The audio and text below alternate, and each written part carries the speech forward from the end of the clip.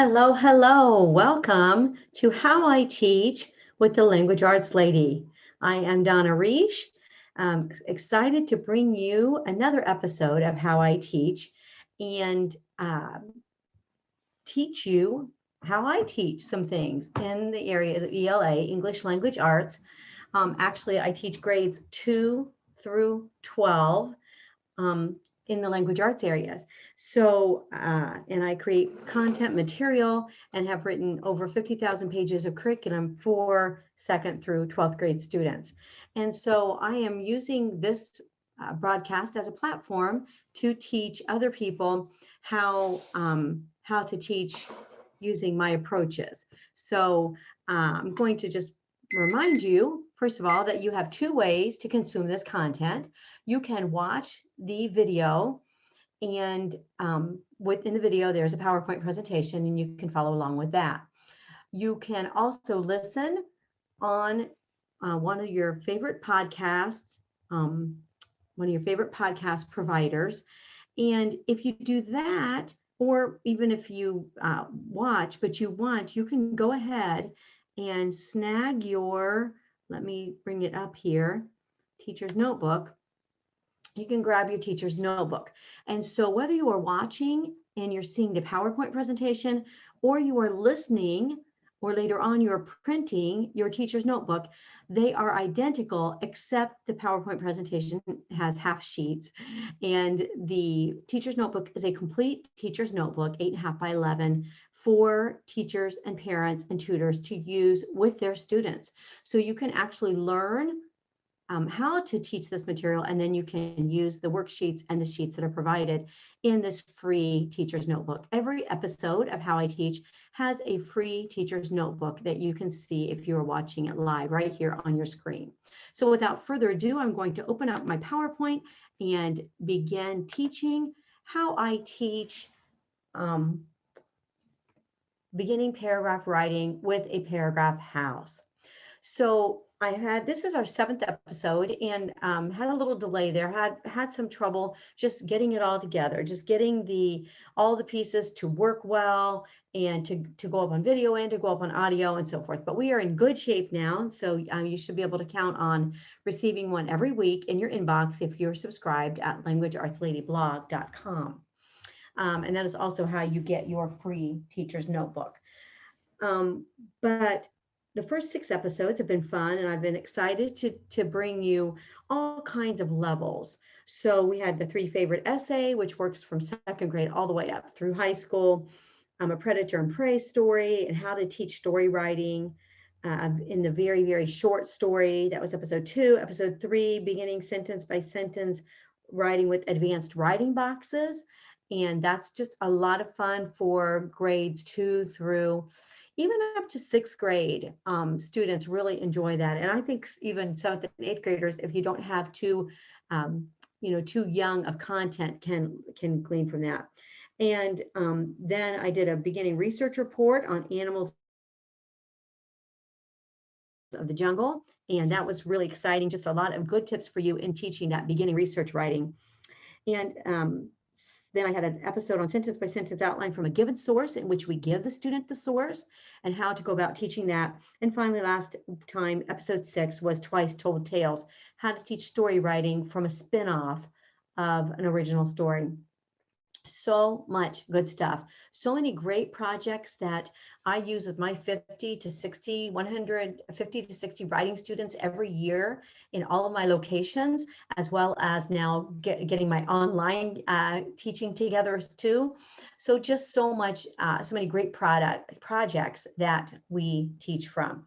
So I'm going to scroll through this PowerPoint real quickly just to do some more housekeeping for you, to show you that in the back of the PowerPoint, as well as in the back of the teacher's notebook, it shows you how to get your teacher's notebook for this episode, as well as how to get a teacher's notebook with all of the episodes combined. So all 7 episodes will be together. All of the worksheets and the outlining spaces and the assignments are all together in one teacher's notebook. So you can grab that there. Then I also have free products that are related to this episode. So there are free products, some of which have videos with me teaching your students. So you can grab those freebies at any time at languageartsladyblog.com/freebies. And then some digital products that have this same type of assignment, 1 month downloadable writing books that have the same type of assignment, the same type of outline and that type of thing that you can use with your kids, from Slinky Dog to Dumbo to 5 fairy tale characters, Beauty and the Beast, Christmas Friends, Mowgli, Peter Pan, Chicken Little, Pinocchio, so many great writing products. And then our Meaningful Composition, those are our 1 semester books. Those have a lot in them as well, of these same products. So without further ado, let's go ahead. Oh, and I also may mention throughout here, you might hear me mention, if you go beyond the freebies in the back, create a class. That is how you can create a class online with me for your small group, your family, or your co-op. And I teach online, and I have some existing classes that I'm just getting started with in the fall. But then I also allow parents, co-op leaders, teachers to create a class in which they kind of moderate and I teach their students online. So that is what I'm referring to when I talk about create a class. We also have private tutoring and hire a teacher, all kinds of services that we offer at Language Arts Lady Blog. I do all of the writing and language arts and some reading, and my husband does all the other subjects, including SAT prep, literature, history, math, all high school math. Even I'm trained in reading specialist. He is trained in Orton Gillingham, dyslexia reading. So we just have a lot of services, both live and online. All right, so here we go, how I teach beginning paragraph writing with a paragraph house. This particular project that you're going to get free pages of has been pulled from Right on Beauty and the Beast, level 1. So just like every other episode so far, I have an overview box. And once again, a reminder that the overview box is an overview of the entire project. This is one way that I give my students the expectation explanation, so they know exactly what is expected of them. And this is a pretty elaborate overview box. You can see that it has how many paragraphs they're doing, has how many sentences, whether they're doing opening, whether they're doing a closing, the other skills that they're going to have, how many sentences in each paragraph, how many paragraphs they're to do, and so forth. And my students are used to this. They're used to, okay, go to your overview box, put your sticky on the top. All right, get out your non-homework color. Let's go ahead and mark all the elements of this project. And they know that this overview box is for the entire 1, 2, or 3 weeks of the project. So they don't get all worked up as to, when do I do these things? They know that this is not their assignment sheet. This is an overview of the whole project. So for our purposes here, I'm going to teach you how I teach a 1 or 2 paragraph paragraph essay descriptive piece about a character in Beauty and the Beast.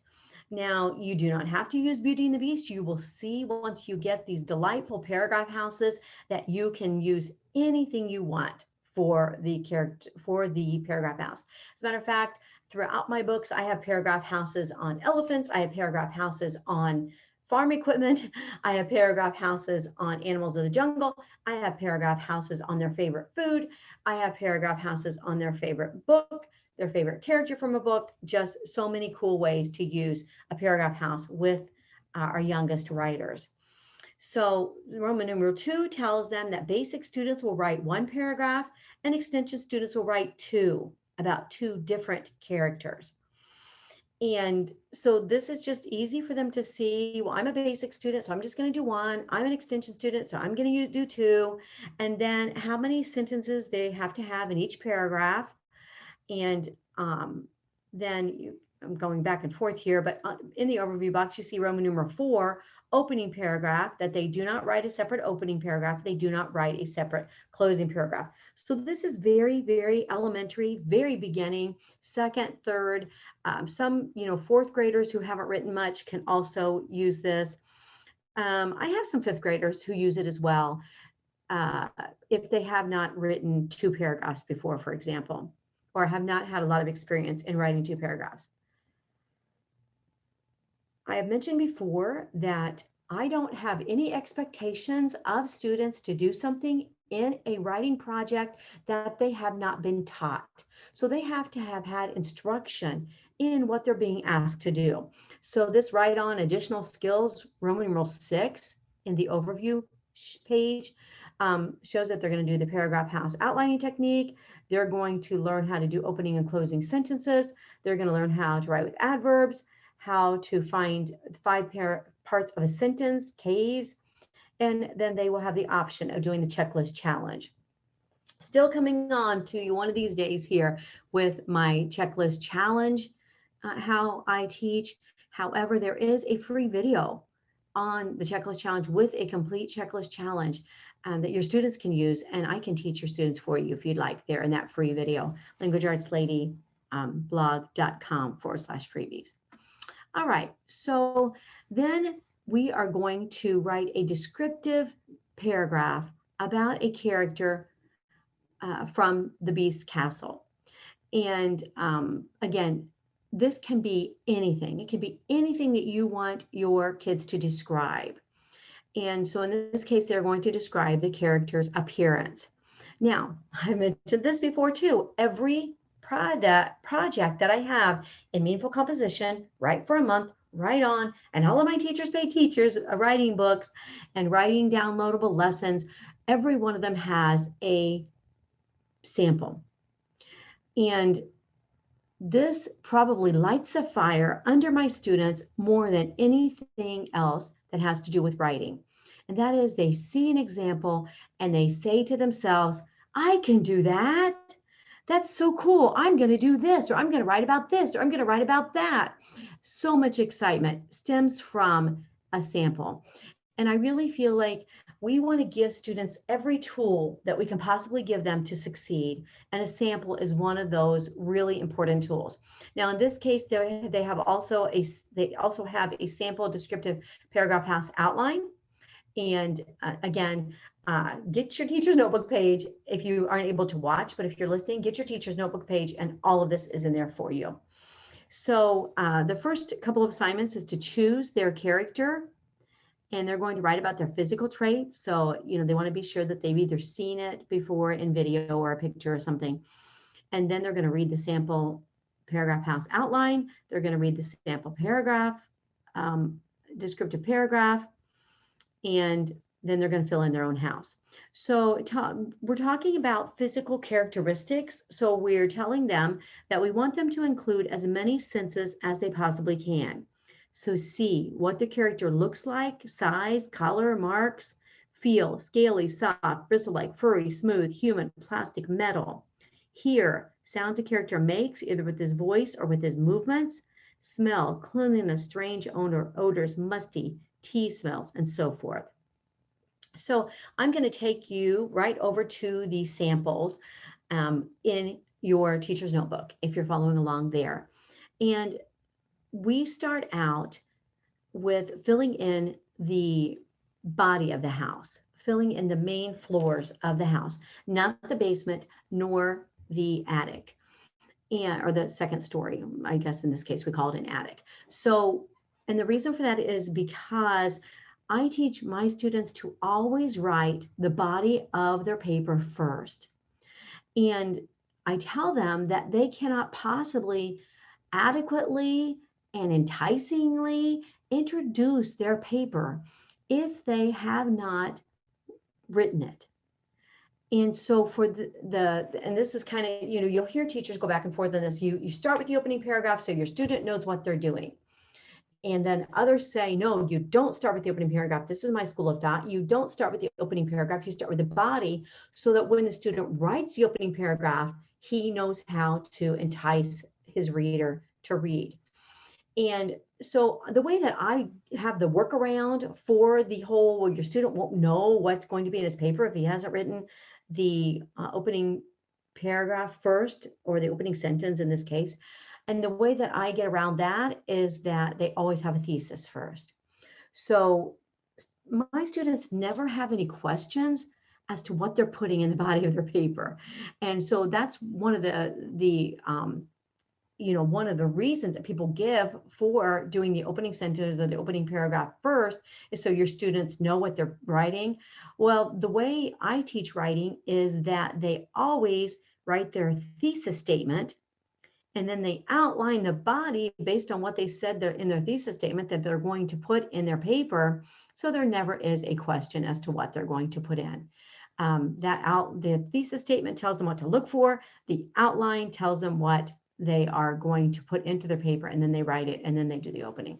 So in this case, they are going to actually fill in the middle part, the see, feel, hear, or smell in the body of their house, in their paragraph house. And so the sample there says, see, white teapot with pink and gold ruffled lid, pink base and yellow handle. See, kind eyes above spout. Again, these are notes, all right, so they don't need complete sentences. Small mouth below spout, hops when moves. Oh, doesn't that sound delightful? Oh, it just makes you want to go to Disney World.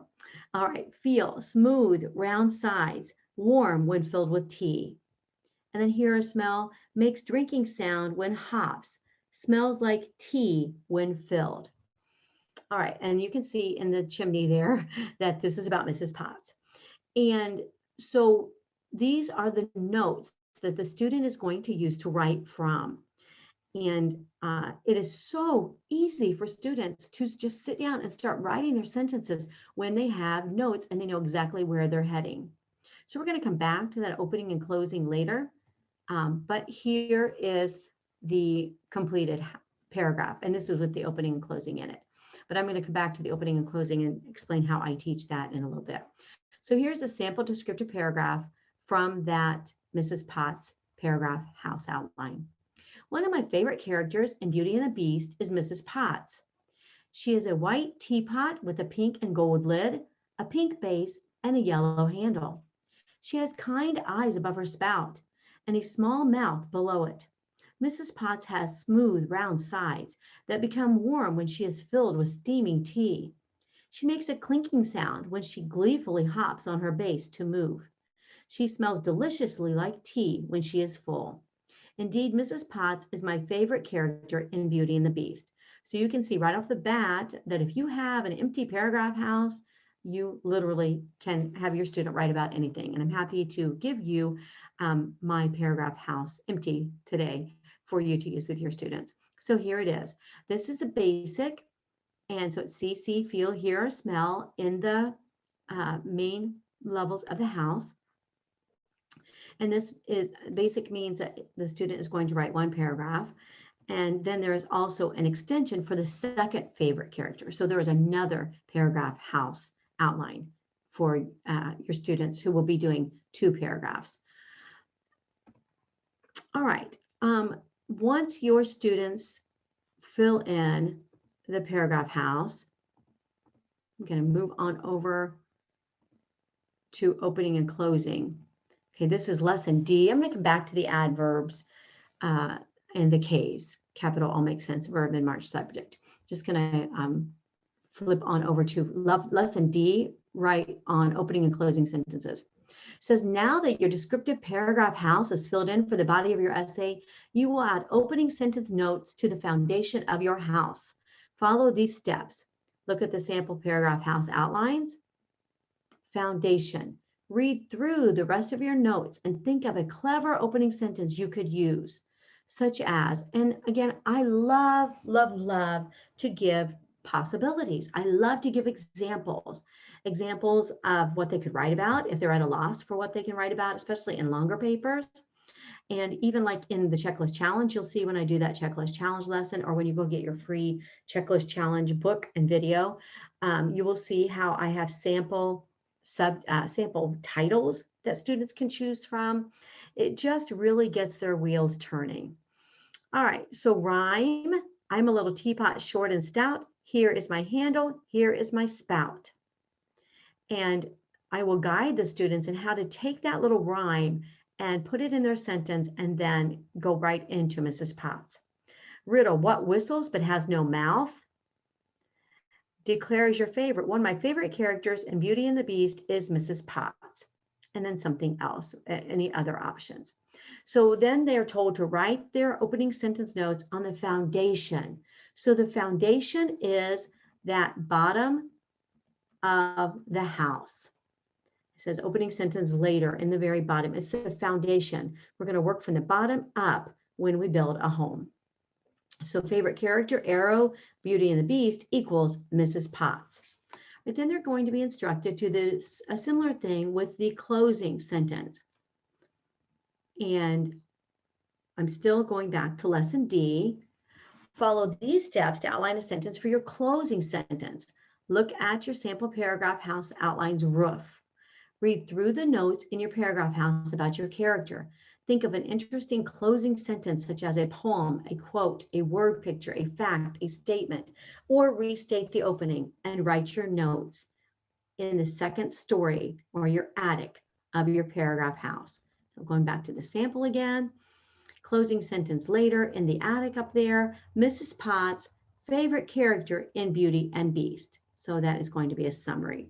And that is fine. The older and more experienced your students are, the more you should expect from them in openings and closings and so forth, well, in all of their writing, but the more sophistication we can expect and have them do. Okay, now moving out of D and into E, write the rough draft descriptive paragraph. Now, this in the younger grades for meaningful composition, as well as Write On, as well as Write for a Month, as well as my Teachers Pay Teachers booklets, it will have like adverb lessons and punctuation lessons and things like that, if it is appropriate to that particular project. The older students writing projects, it's just like quotes and thesis and research, and it just really depends on what is needed to complete that project. But we have a little wiggle room here with the younger kids because they don't have that long of writing projects. So then I have interjected some stylistic type of lessons as well in the second, third, fourth, and sometimes even into fifth grade books, since they're not writing such long papers. All right, so lesson E is to write the rough draft. So these are their steps. On the lines provided, write the rough draft of your descriptive paragraph following these steps. 1, read through your notes, starting with your opening sentence. Number 2, number the paragraph house squares in the order that you would like to put your sentences in your paragraph. 3, begin with your opening sentence and write your paragraph on the lines provided. 4, be sure to indent your paragraph and write on every other line. 5, if you and your teacher agree, you may dictate your essay to her and have her type it for you, or you may type it yourself. Okay, so they have some lines, not here, but in the real book, because I didn't want to take up too much of your ink making lines for you when you print your teacher's notebook, but they have lines that they can write it on. They can, of course, also type it and so forth. Okay, the sample has the words gleefully in it. And so they are going to find the word gleefully and learn about adverbs. Okay. And this is just a very short introductory type of lesson to adverbs, but they will be asked to put an adverb in each of their paragraphs in the checklist challenge. And so that is why they have a little adverb lesson here. They also have some practice. Especially my grammar books, well, really everything uses a teach, practice, apply. So in the grammar books, they're taught. So this would be character quality language arts for homeschoolers. They're taught, and in this one as well, what adverbs are, then PTP, then P practice. So they're going to highlight all the adverbs in the sentences provided and write a couple of practice sentences with adverbs, and then they're going to apply. That means they're going to put it in their paper via the checklist challenge. Teach, practice, apply. All right, and then there's a little answer key there for the teacher. And then the next lesson that is folded into this descriptive paragraph project is 5 parts of a sentence Ks. Capital, all make sense, verb, end mark, subject. And it tells them in the passage, highlight the sentence, one of my favorite characters and Beauty and the Beast is Mrs. Potts. And then it says, in this lesson, you'll learn how to tell if a group of words is a sentence using caves. Caves is an acronym. It is another little trick to help you learn. And then CAVE stands for capitalized, all makes sense, verb, end mark, and subject. And then it goes on to teach with a sentence from Beauty and the Beast, one of the more advanced lessons. Belle ran away from the beast. And it teaches there's a capital, that it all makes sense, that there is a verb, ran, and these are all bold fonted and laid out in the CAVES, caves manner. End mark, subject, and then they're to memorize caves and recite it to their teacher. All right, this is our darling paragraph house lesson. I have just a few minutes left, so I'm just going to tell you a little bit about the checklist challenge because I did include it here in case you want to use it with your students. It is in your teacher's notebook for How I Teach number 7. Again, if you don't want to wait for the checklist challenge episode to come out in How I Teach, you can just hop on over to languageartsladyblog.com/freebies and get the free video and free book of the checklist challenge. And you and your students can use that with me teaching your students how to do it. All right, but this is a sample of the checklist challenge, and they have boxes. The checklist challenge has boxes that the students check off as they do each task, each editing task, each stylistic task in their paper. So you can see there's an all and an E. So if students did 1 paragraph, they do the all box. If they did 2 paragraphs, they do the all and the E. And so they have to do their caves. They have to circle all of their verbs.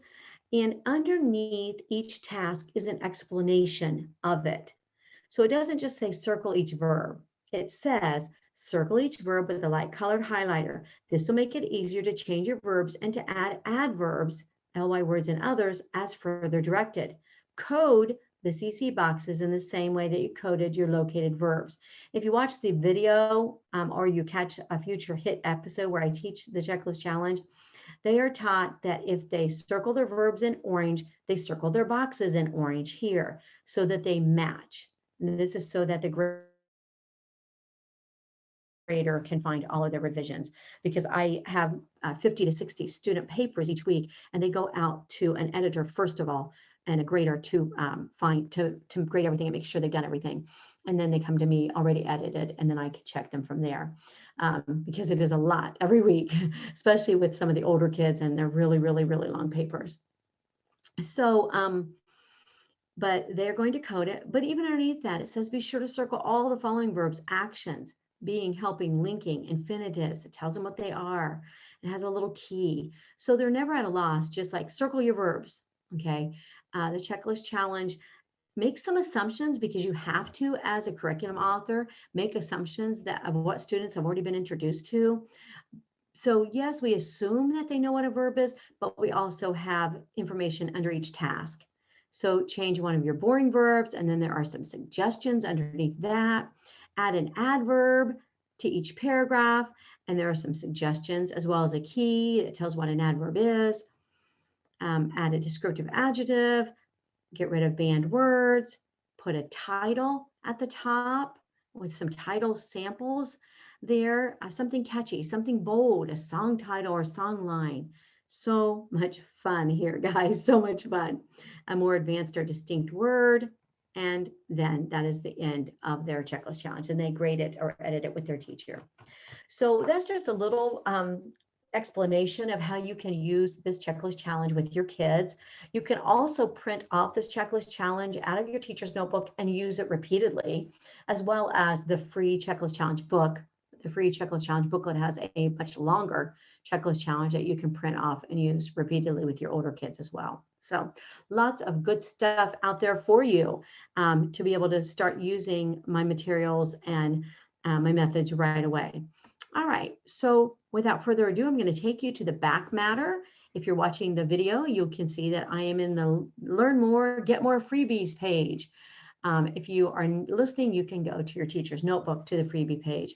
Again, you can get languageartsladyblog.com/how I teach, has all of the episodes, and my gals have it laid out so well where you just go there and you can find the video, the audio, the description, and the teacher's notebook page that goes with it for that episode. So cool, just fantastic work.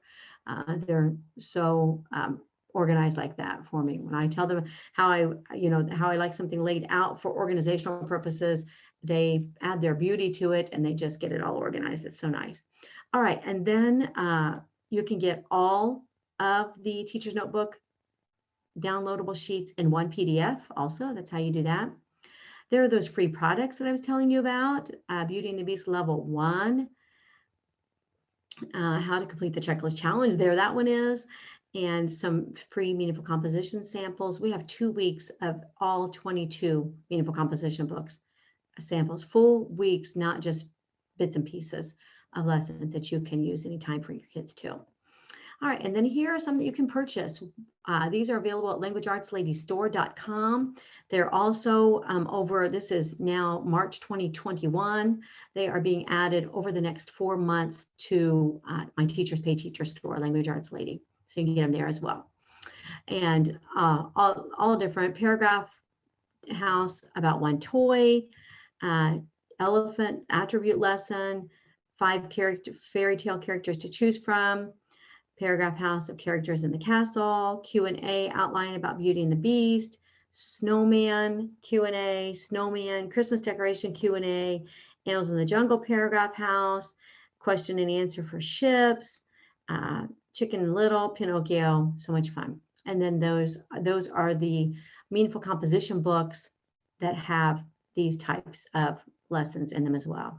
So thank you so much for joining me. Go to any of my links. You can just go to Language Arts Lady blog and you can find it all as well. Create a class. I'd love to teach your co-op, your family, a group of kiddos that you care about, your own students from any of my materials in an online setting or live here in Fort Wayne, Indiana. Thank you for joining me. It has been a pleasure to teach you how I teach paragraph writing from the Paragraph House.